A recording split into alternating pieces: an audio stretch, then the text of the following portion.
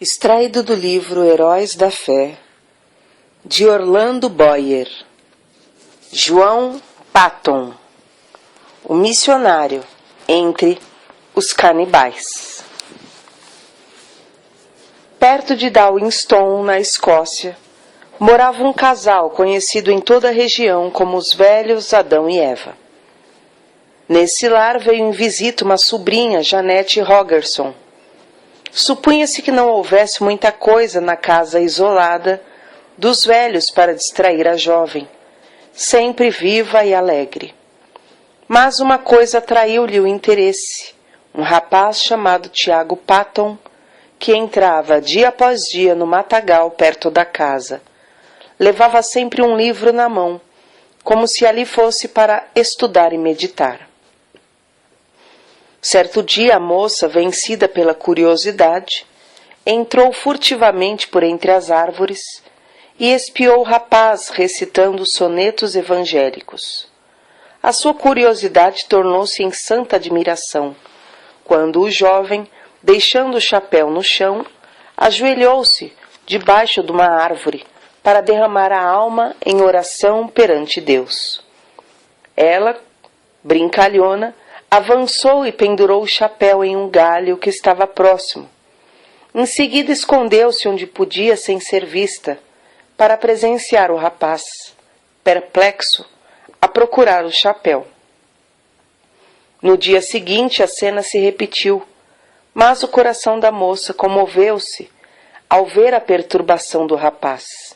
Imóvel por alguns minutos com o chapéu na mão, foi assim que ele, ao voltar no dia seguinte, ao lugar onde se ajoelhava diariamente, achou preso na árvore um cartão que continha os seguintes dizeres: a pessoa que escondeu seu chapéu confessa-se sinceramente arrependida de tê-lo feito e pede que ore, rogando a Deus que a torne crente tão sincera como o Senhor. O jovem fitou por algum tempo o cartão, esquecendo-se completamente naquele dia dos sonetos. Por fim tirou o cartão da árvore, no momento em que se reprovava e a sua estupidez por não saber que fora um ser humano quem escondera o chapéu 2 vezes. Viu passar por entre as árvores na frente da casa do velho Adão uma moça com um balde na mão, cantando um hino escocês. Naquele instante o moço sabia por instinto divino que a visita angélica que invadira seu retiro de oração fora a gentil e hábil sobrinha dos velhos Adão e Eva. Tiago Patton ainda não conhecia Janete Rogerson, mas ouvira falar nas suas extraordinárias qualificações intelectuais e espirituais. É provável que Tiago Patton começasse a orar pela jovem, mas num sentido diferente daquele que ela pedira. De qualquer forma, a moça furtara não somente o chapéu do rapaz, mas também o seu leal coração. Um furto que resultou por fim no casamento dos dois. Tiago Patton, fabricante de meias, no condado de Dumfries, e sua esposa Janete andavam como Zacarias e Isabel na antiguidade, irrepreensíveis perante o Senhor. Ao nascer-lhes o primogênito, deram-lhe o nome de João, dedicando-o solenemente a Deus, com oração, para ser missionário aos povos que não tinham oportunidade de conhecer a Cristo. Entre a casa própria em que morava a família dos Patton e a parte que servia de fábrica, havia um pequeno aposento. Acerca deste quarto, João Patton escreveu: era o santuário de nossa humilde casa. Várias vezes ao dia, geralmente depois das refeições, o nosso pai entrava nesse quarto e, fechada a porta, orava. Nós, seus filhos, compreendíamos, como se fosse por instinto espiritual, que se derramavam orações por nós, como fazia na antiguidade o sumo sacerdote, quando entrava no Santo dos Santos em favor do povo. De vez em quando se ouvia o eco de uma voz em tons de quem suplica pela vida. Passávamos pela porta nas pontinhas dos pés, de modo a não perturbar a santa e íntima conversação. O mundo lá fora não sabia de onde vinha o prazer, a alegria que brilhava no rosto de nosso Pai. Mas nós, seus filhos, o sabíamos. Era o reflexo da presença divina, que era sempre uma realidade para ele na vida cotidiana. Nunca espero, quer num templo, quer nas serras, quer nos vales, sentir Deus mais perto, mais visível, andando e conversando mais intimamente com os homens do que naquela humilde casa coberta de palha. Se por uma catástrofe indizível tudo quanto pertence à religião fosse apagado da memória, minha alma reverteria de novo ao tempo da minha mocidade. Ela fechar-se-ia naquele santuário, e ao ouvir novamente os ecos daquelas súplicas a Deus, lançaria para longe toda a dúvida com este grito vitorioso: meu Pai andava com Deus, por que não posso eu também andar?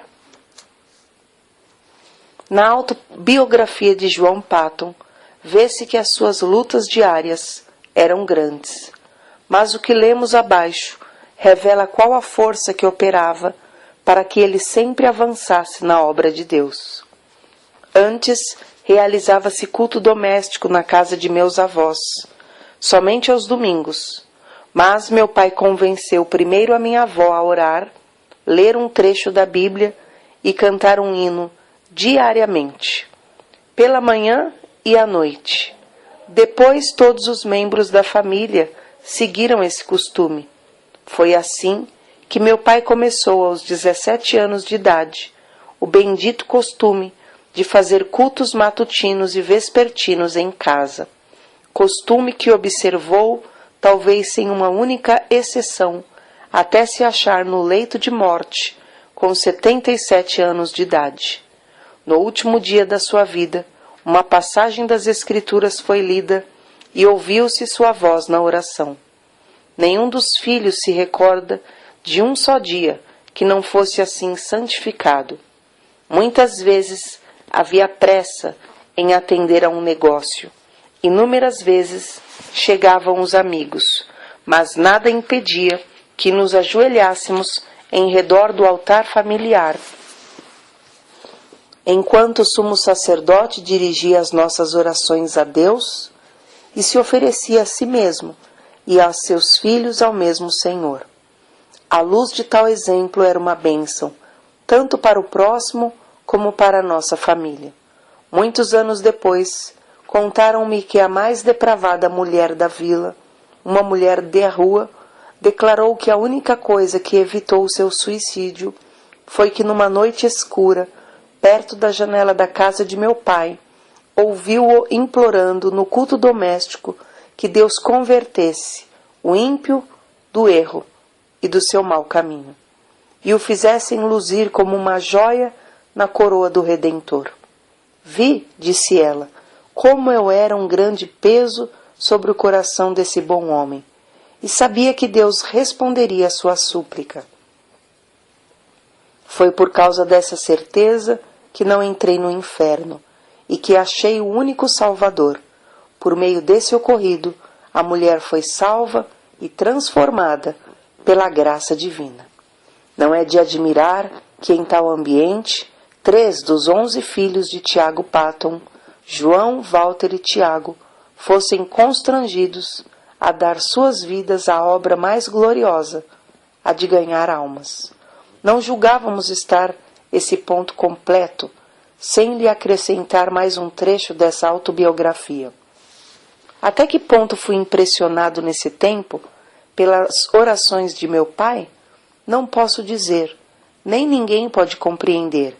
Quando de joelhos, e todos nós ajoelhados em redor dele no culto doméstico, ele derramava toda a sua alma em oração com lágrimas, não só por todas as necessidades pessoais e domésticas, mas também pela conversão da parte do mundo, onde não havia pregadores para servirem a Jesus.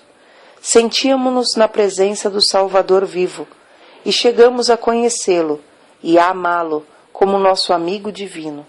Ao levantarmos-nos da oração, eu costumava olhar para a luz do rosto do meu pai e cobiçava o mesmo espírito. Anelava em resposta às suas orações a oportunidade de me preparar e sair, levando o bendito Evangelho a uma parte do mundo então sem missionários. Acerca da disciplina do lar, eis o que ele escreveu. Se houvesse algo realmente sério para corrigir, meu pai se retirava primeiramente para o quarto de oração, e nós compreendíamos que ele levava o caso a Deus. Essa era a parte mais severa do castigo para mim. Eu estava pronto a encarar qualquer penalidade, mas o que ele fazia penetrava na minha consciência como uma mensagem de Deus. Amávamos ainda mais o nosso pai ao ver o quanto tinha de sofrer para nos castigar, e de fato tinha muito pouco a nos castigar, pois dirigia a todos nós, 11 filhos, muito mais pelo amor do que pelo temor. Por fim chegou o dia em que João tinha de deixar o lar paterno. Sem o dinheiro para a passagem e com tudo o que possuía, inclusive uma Bíblia embrulhada num lenço, saiu a pé para trabalhar e estudar em Glasgow. O pai o acompanhou até uma distância de 9 quilômetros.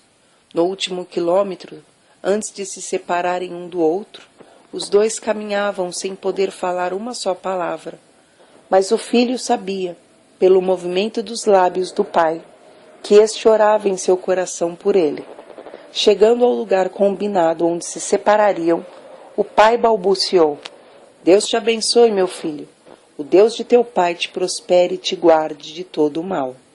Depois de se abraçarem, o filho saiu correndo, enquanto o pai, em pé no meio da estrada, imóvel, com o chapéu na mão e lágrimas correndo pelas faces, continuava a orar em seu coração.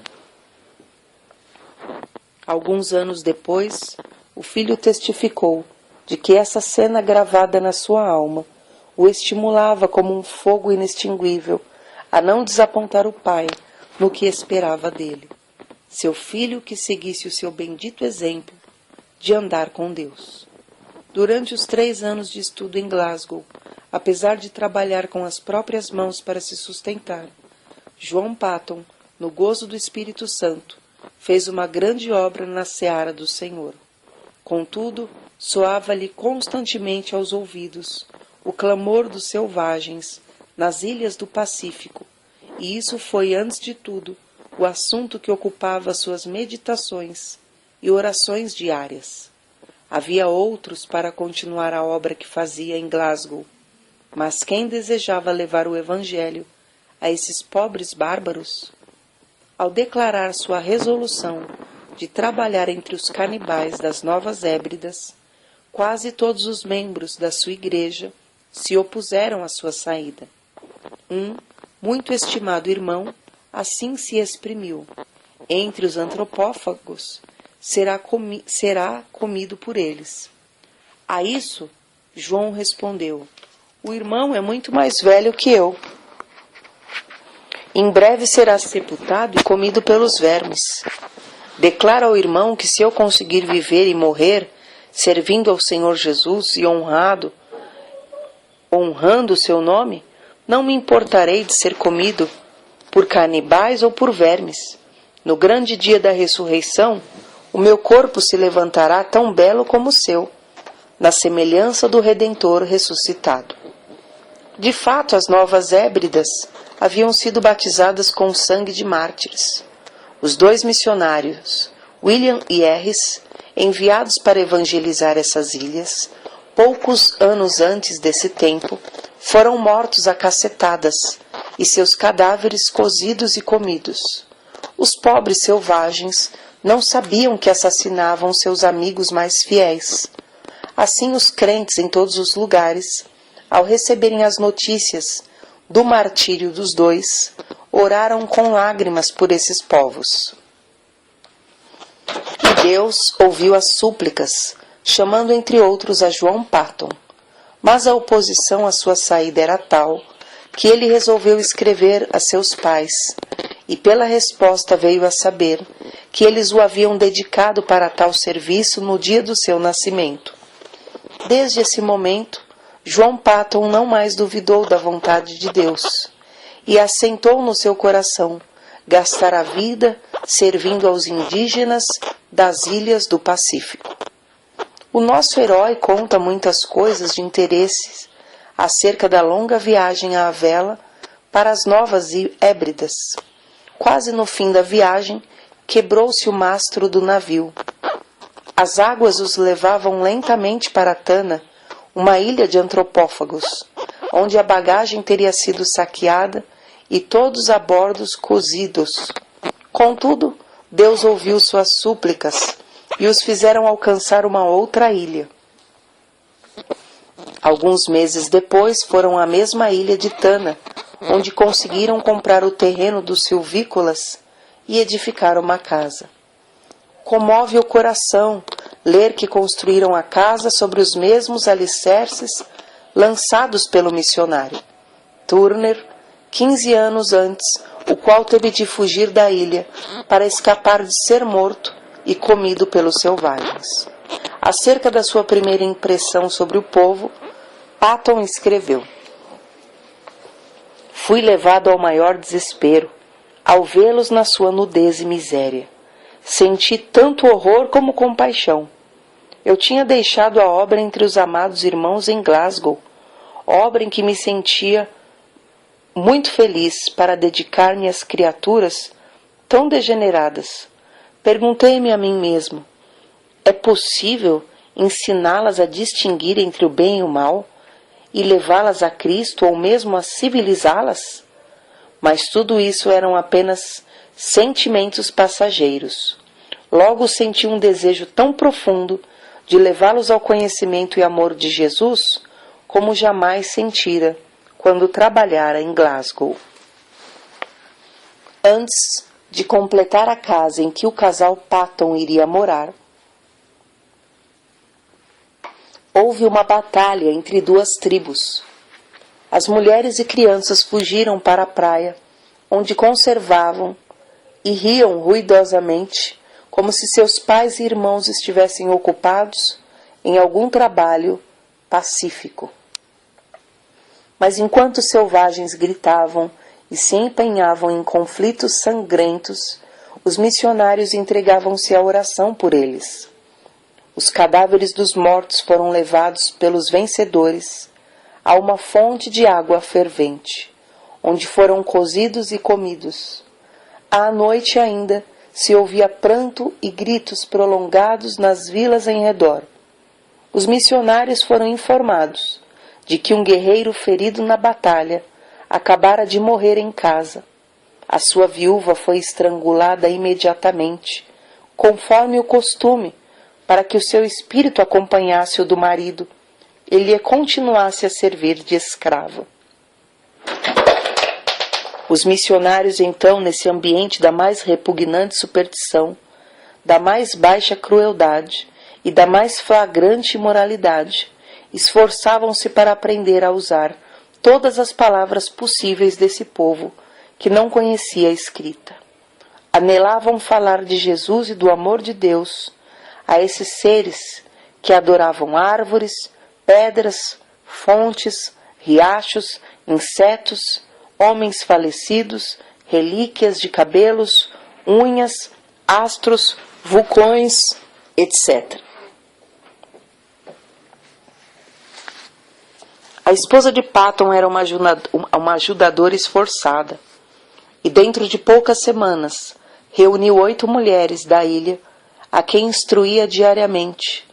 3 meses depois da chegada dos missionários à ilha, a esposa de Patton faleceu de malária e 1 mês depois o filhinho também morreu. Quem pode avaliar as saudades de Patton durante os anos que trabalhou sem ajudador em Tana, apesar de quase haver morrido, também da mesma enfermidade, de os crentes insistirem para que voltassem à sua terra e de os indígenas fazerem plano após plano de matá-lo, esse servo fiel permaneceu orando e trabalhando no posto onde Deus o colocara. Um templo foi construído e um bom número se congregava para ouvir a mensagem divina. Patton não somente conseguiu reduzir a língua dos tanianos à forma escrita, mas também traduziu uma parte das escrituras, a qual imprimiu, apesar de não conhecer a arte tipográfica, acerca da gloriosa façanha de imprimir o livro em taniano. Assim escreveu: confesso que gritei de alegria quando a primeira folha saiu do prelo, tendo todas as páginas na ordem própria. Era uma hora da madrugada. Eu era um único homem branco na ilha, e havia horas em que todos os nativos dormiam. Contudo, atirei ao ar o chapéu, dancei como um menino por algum tempo ao redor do prelo. Terei eu perdido a razão? Não devia, como missionário, estar de joelhos, louvando a Deus por mais esta prova da sua graça? Crede, amigos, o meu culto foi tão sincero como o de Davi, quando dançou diante da arca do seu Deus. Não deveis pensar que, depois de pronta a primeira página, eu não me tivesse ajoelhado, pedindo ao Todo-Poderoso que propagasse a luz e a alegria do seu santo livro nos corações entenebrecidos dos habitantes daquela terra inculta? Depois de Patton haver passado 3 anos em Tana, o casal de missionários que vivia na ilha vizinha, Erromanga, foi martirizado barbaramente a machadadas em pleno dia. Ao completar 4 anos de estada em Tana, o ódio dos indígenas dessa ilha chegou ao auge. Diversas tribos combinaram matar o indefeso missionário e findar assim com a religião do Deus de amor em toda a ilha. Contudo, como ele mesmo se declarava imortal até findar sua obra na terra, evitava, em pleno campo, os inúmeros golpes de lanças, machadinhas e cacetes, armados pela mão dos indígenas, e assim conseguiu escapar para a ilha de Ainientil. Planejou então ocupar-se na obra de tradução do resto do Evangelho na língua taniana, enquanto esperava a oportunidade de voltar a Tana.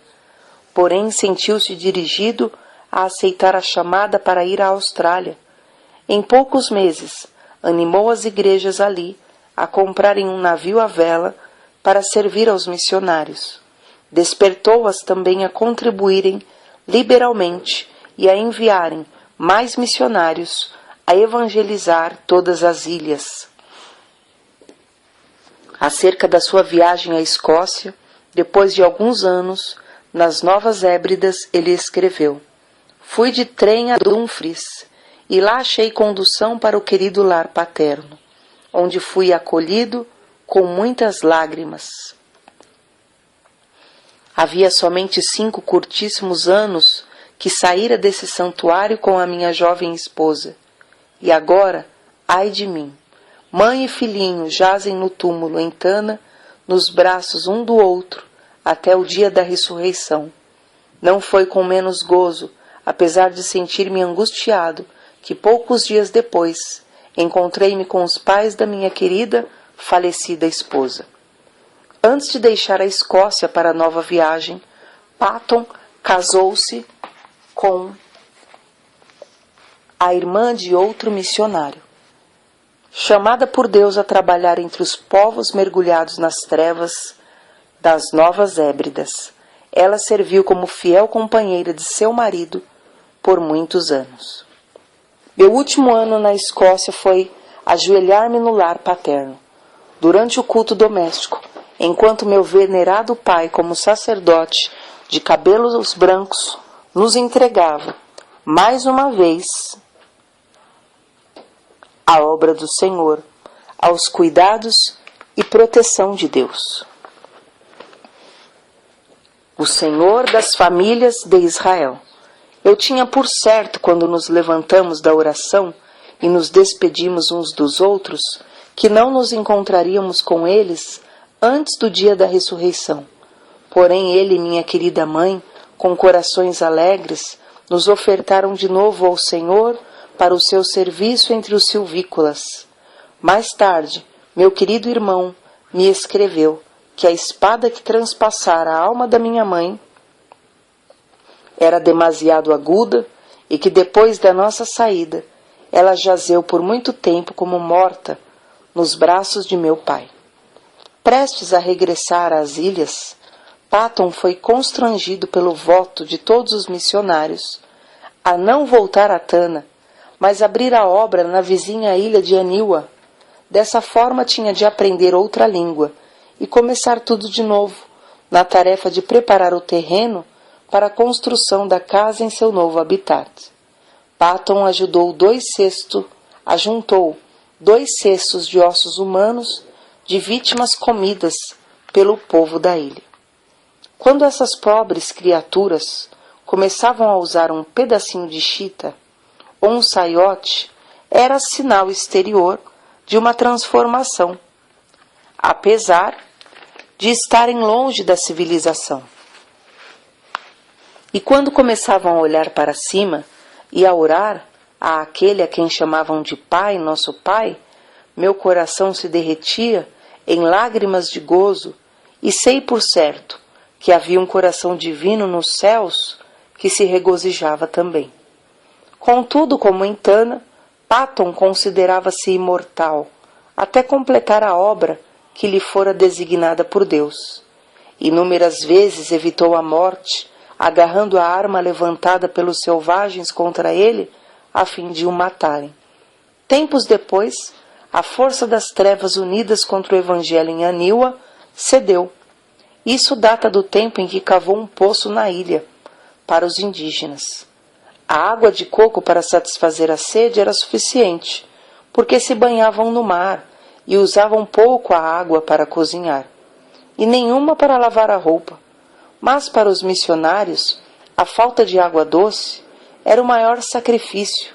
Por isso, Patton resolveu cavar um poço.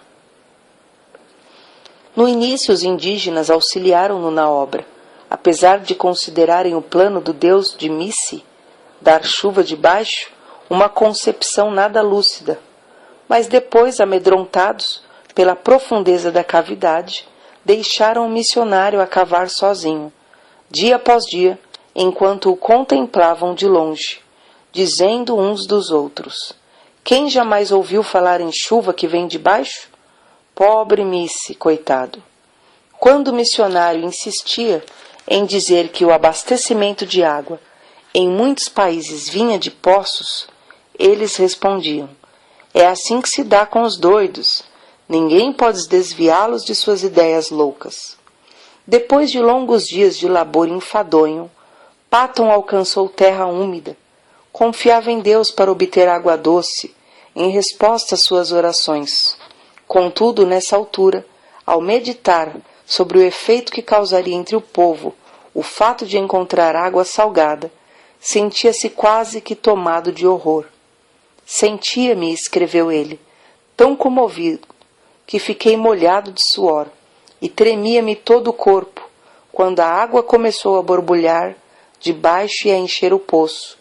Tomei um pouco de água na mão, levei à boca para prová-la. Era água potável, era a água viva do poço de Jeová. Os chefes indígenas com seus homens a tudo assistiam. Era uma repetição em escala reduzida do episódio em que os israelitas rodearam Moisés quando ele fez água sair da rocha. O missionário, depois de passar algum tempo louvando a Deus, ficou mais calmo, desceu novamente, encheu um jarro da chuva que Deus Jeová lhe dava pelo poço e entregou-o ao chefe. Este sacudiu o jarro para ver se realmente havia água dentro. Então tomou um pouco na mão e, não satisfeito com isso, levou à boca um pouco mais. Depois de revolver os olhos de alegria, bebeu-a e rompeu em gritos. Chuva, chuva! É chuva mesmo! Mas como a arranjou? Paton respondeu: foi Jeová, meu Deus, que a deu na sua terra, em resposta ao nosso labor e orações. Olhai e vede por vós mesmos, como borbulha a terra. Não havia um homem entre eles que tivesse coragem de chegar perto da boca do poço. Então formaram uma fila comprida e, segurando-se uns aos outros pelas mãos, avançaram até que o homem da frente pudesse olhar para dentro do poço. A seguir, o que tinha olhado passava para a retaguarda, deixando o segundo olhar para a chuva de Jeová, muito embaixo. Depois de todos olharem um por um, o chefe dirigiu-se a Paton e disse: Messi, a obra de seu Deus Jeová é admirável e maravilhosa. Nenhum dos deuses de Anínoa jamais nos abençoou tão maravilhosamente. Mas Messi, ele continuará para sempre a dar chuva por essa forma? Ou acontecerá como a chuva das nuvens? O missionário explicou, para a alegria indizível de todos, que essa bênção era permanente e para todos os aniuanos. Durante os anos que se seguiram, os nativos experimentaram cavar poços em 6 ou 7 dos lugares mais prováveis, perto de várias vilas. Todas as vezes que o fizeram, ou encontraram pederneira, ou o poço dava água salgada. Diziam entre si: sabemos cavar, mas não sabemos orar como Messi, e, portanto, Jeová não nos dá chuva de baixo. Num domingo, depois que Paton alcançou a água do poço, o chefe Namaquei convocou o povo da ilha, fazendo seus gestos com a machadinha na mão, dirigiu-se aos ouvintes da seguinte maneira: amigos de Namaquei, todos os poderes do mundo não podiam obrigar-nos a crer que fosse possível receber chuva das entranhas da terra, se não a tivéssemos visto com os próprios olhos e provado com a boca. Desde já, meu povo, devo adorar ao Deus que nos abriu o poço e nos dá chuva de baixo. Os deuses de Anínoa não podem socorrer-nos como o Deus de Messi. Para todo sempre sou um seguidor do Deus eterno.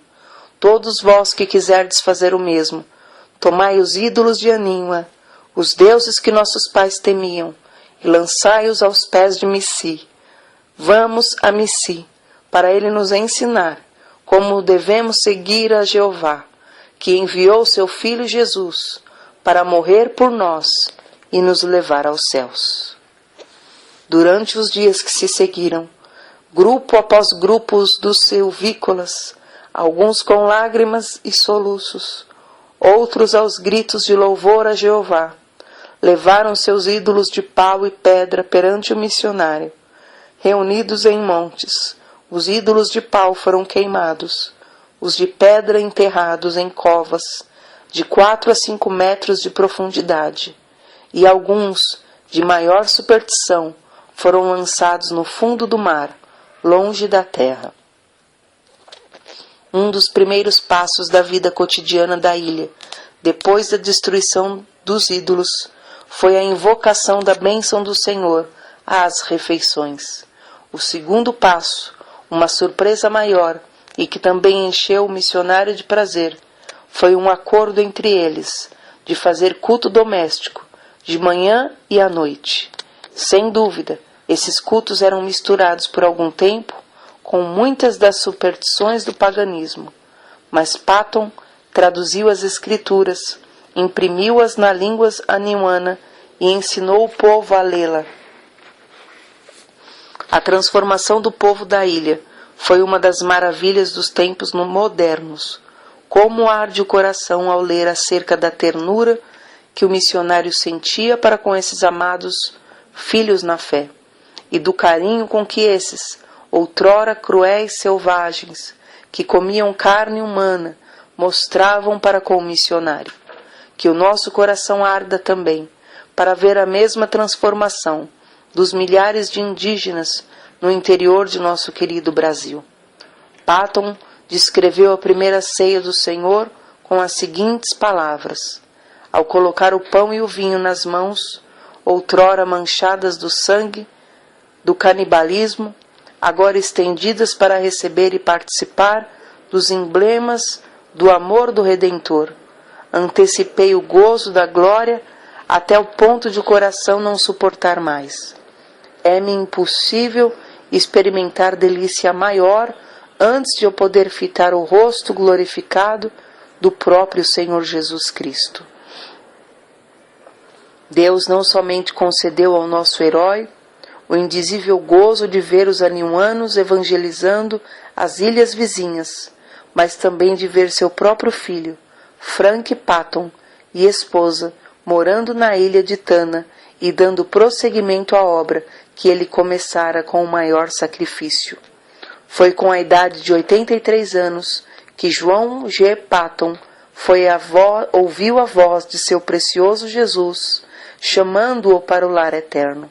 Quão grande o seu gozo, não somente ao reunir-se aos seus queridos filhos das ilhas do sul do Pacífico, que entraram no céu antes dele, mas também saudar com um bem-vindo os demais quando chegarem ali, um por um.